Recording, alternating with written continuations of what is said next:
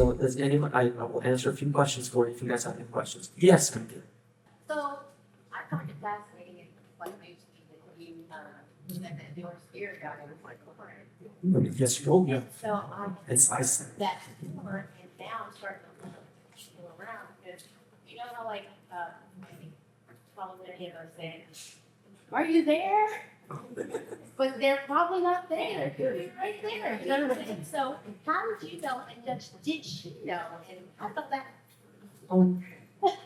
Anya announced herself as my spirit guide. She walked in and goes, "I'm here. Listen to me or bad things will happen." She didn't announce herself as my spirit guide until later. She was just a psychic that I would call to find out, when am I going to get married? When am I going to be famous? When am I going to be rich? All this kind of stuff that you think about when you're young man. But I knew she's basically just guided me through this thing. She helped program me. I was kind of like a scared mouse. You can't make any sudden movements if not I'm out of there. So she had to take years of slow process, like dropping a little seed here. Hey, why don't you read this book? I'm like, cool. What's reincarnation? That's kind of cool. And that's not what the books told me. So that's how she started. And literally 20 years later, she had the conversation with me. She's like, hey, you got to do something in this life. You have a mission. Your mission is to talk to the masses. That's and she's been on the show with you guys here. And she said this a bunch of times. I have a mission apparently, and I have to talk to the masses and help awaken the planet. Now, when I heard that for the first time, I shut down pretty quickly. I'm like, you're out of your mind. I'm just a filmmaker. Why me? What's going on? And slowly but surely, I've kind of seen what's happened with what we do. And I'm like, okay, there's something going on here. And I'm still just kind of walking that path and seeing where this all goes. I'm having a great time doing it. I love being able to help people like yourselves find the truth for yourselves within you. It's basically why I'm here, and I love doing it. But she's the one that did it. Now, if you're looking for a spirit guide that's living, like someone in your life, careful. Because a lot of people will go, yeah, I'm your spirit guide. Yeah. And take MasterCard, Visa. And so just be aware, she was a counselor, she was there. And only after years of working, she kind of announced herself. That's my guide and what I'm supposed to be doing here. So I hope that answers your question. Oh no, I was not nearly as evolved to go. Oh, finally my spirit guide's here. It's just awesome. I can just like chillax now. I may like win more in the lottery. But that wasn't the case at all. I was literally ignorant as all hell. Egocentric as all hell. I got my 20s is a blur.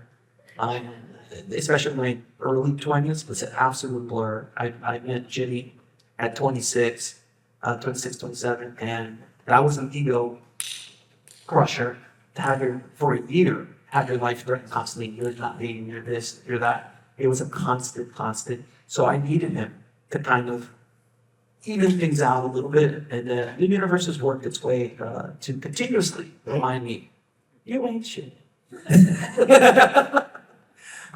So it's always been that way. Thank you. Who else? Yes, right here. He's got my phone. I know you've talked to us a lot about, and I've heard you talk about it at Next Level Soul. All of your journeys. Was there a specific journey that you went on? Because I know you went to, did several different modalities to be able to. Did you have like a spiritual awakening per se, or how many you haven't went through? I know that a lot of us are looking for that spiritual awakening type of thing, and sometimes we don't recognize that we're going through that spiritual awakening. So what was your experience on that without taking Connie into, I know she's been your spirit guide, but without taking her into account? Right, you're looking for my woo-woo experience. Yeah. A woo-woo experience. So I was having coffee with Jesus and Starbucks and like a chai latte. He had his hair in a ponytail, it was really cool. Certainly, no joke. So for me, I've had multiple things happen in my life. I haven't had any awakening, as they said. I didn't do a Kundalini rising. I didn't have anything that after the event, I was like, oh my God, it's all here. Like, I never had that. I don't think it's part of my journey, at least at this point it isn't. There might be something in the future. There's rumblings in my meditations, if you will, of things that I've seen. In my meditations where I get most of whatever woo experiences I get. I've had visions before of things that pop in through my meditations. But overall, I have not had a spiritual awakening. And honestly, I think that in order to do the work that we're doing, I don't need one right now. If not, the universe would have sent it to me. It sent me a bunch of other stuff. So if I needed to go through a Kundalini awakening, if I needed to, see Jesus walk in the room and say, dude, podcast, that's what I've done. Like, it would have done it.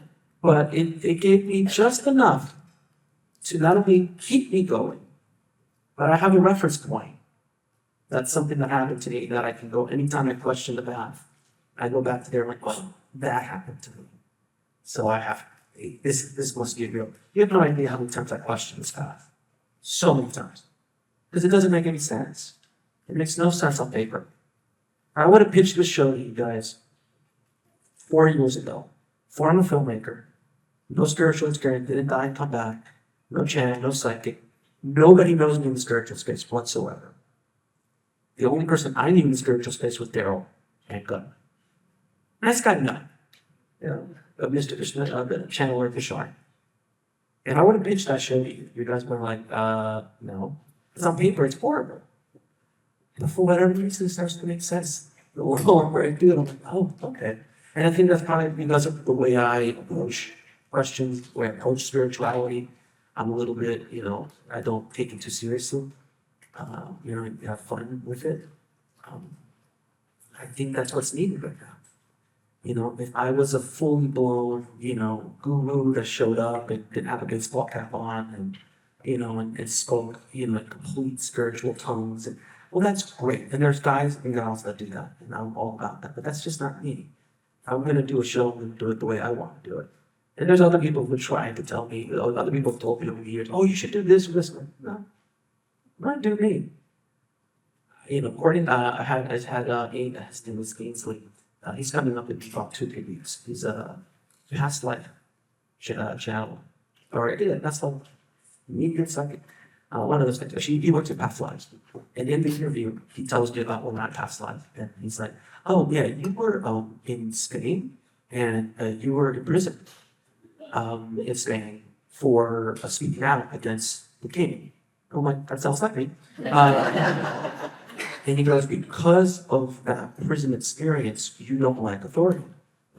I'm like, on point. You don't like being told what to do. I'm like, yep. And I think the reason why I never got invited into the Hollywood system wholeheartedly is because if I would have gotten into that system, and I had the talent to do it, I had the experience to do it, I wouldn't be here. I always needed to be outside the system.